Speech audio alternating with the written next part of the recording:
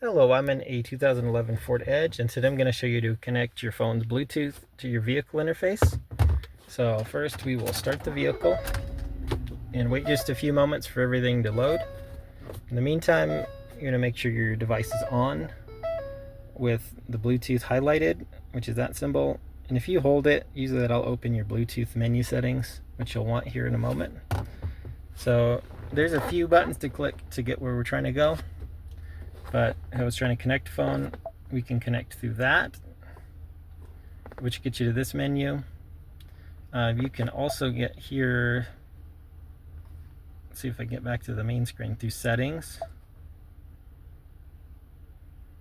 And then there'll be Bluetooth devices, so you can go that way as well. And then also from the home to get to the screen, you can do settings.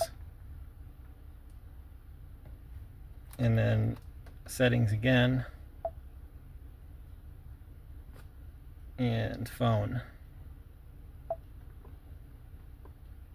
So, and then Bluetooth devices. So whichever works for your particular spot. So from here, we want to add a device. We likely have to delete a device because usually there's a limit to how many you can have saved. But we'll try to add one first.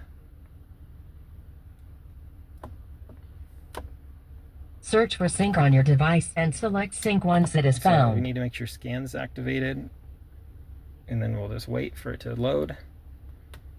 It's going to be the sync one like it said, and it wants us to match up these random numbers. Confirm that the pin displayed on sync matches the pin displayed on your device. I guess it's new numbers, so those numbers now. So I hit pair on my phone and then yes on here. And that should be all you have to do at this point. So it'll let you take phone calls. For your safety, please stay alert to changing road conditions and use Sync's voice-activated features while your vehicle is in motion. Take phone calls, play music. Sometimes it'll let you connect for maps as well. Sometimes it takes a few tries to get everything connected. So you might have to restart your phone, restart the car, things like that.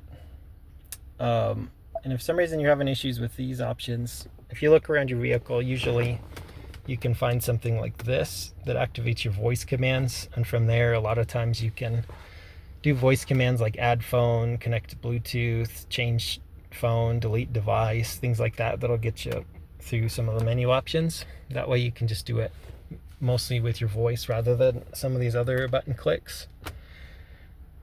And then, yeah, if you're having issues too, sometimes you have to be parked because some models won't let you do it while driving.